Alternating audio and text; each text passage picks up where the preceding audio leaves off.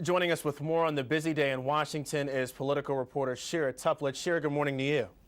Good morning to you, too. Thank you for having me. Pleasure to have you here this morning. Let's talk about that tax deal. It received overwhelming support in the Senate. What's going to happen in the House? Well, that's the big question right now, is what's going to happen in the House, because right now there are people on the right of the political spectrum and on the left of the political spectrum who are pretty angry about this bill.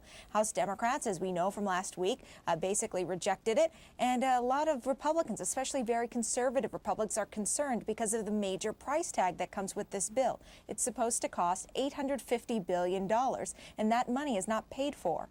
So while you're talking about the money there, Shira, is there anyone on Capitol Hill right now that's saying, wait a minute, are we defeating the purpose here?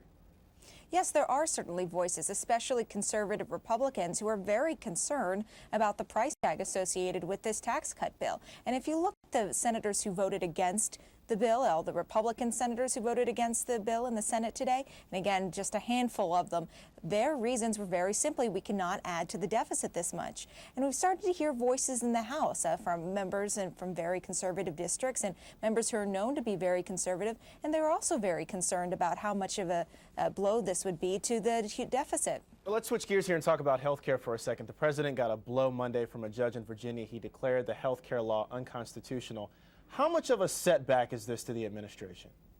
You know, it was a minor setback and also a major setback, because everyone knows this case is probably going to end up in the Supreme Court eventually, just given the high profile of it all. And it's basically inevitable that it'll end up in the Supreme Court. But this was very notable because out of the 15 lawsuits that have been brought and opined by judges across the country, this is the only one in which the White House has not had a favorable ruling. Yesterday, we saw the first meeting of a group called No Labels. We don't want to label them here, certainly, but that group was made up of politicians from both parties. Their goal was to get out of partisan politics, and they say, seek some practical solutions to government. Is this the rise of a third party?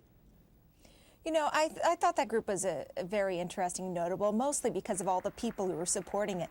These are Republicans and Democrats who are known to be more moderate. So I think that gave this new group a lot of heft right out of the gates. On the other hand, you know, I think there have been voices, moderate voices for years now, decades now, trying to push this cause in the House. So basically, same song, different tune. And before I let you go this morning, Richard Holbrooke, of course, passed away on Monday. He was President Obama's special envoy to Afghanistan and Pakistan. How much of an impact will his death have on U.S. diplomacy in Afghanistan and Pakistan? I think in short term, certainly it will have an impact. His death was rather sudden, and obviously it's very tragic. But he only fell ill less than a week ago, and I think it's still reverberating through the State Department right now how to go on without him, given how sudden his death was. Shira Toeplitz from Politico. Shira, thank you so much for your insight this morning. Appreciate you joining us. Thanks for having me.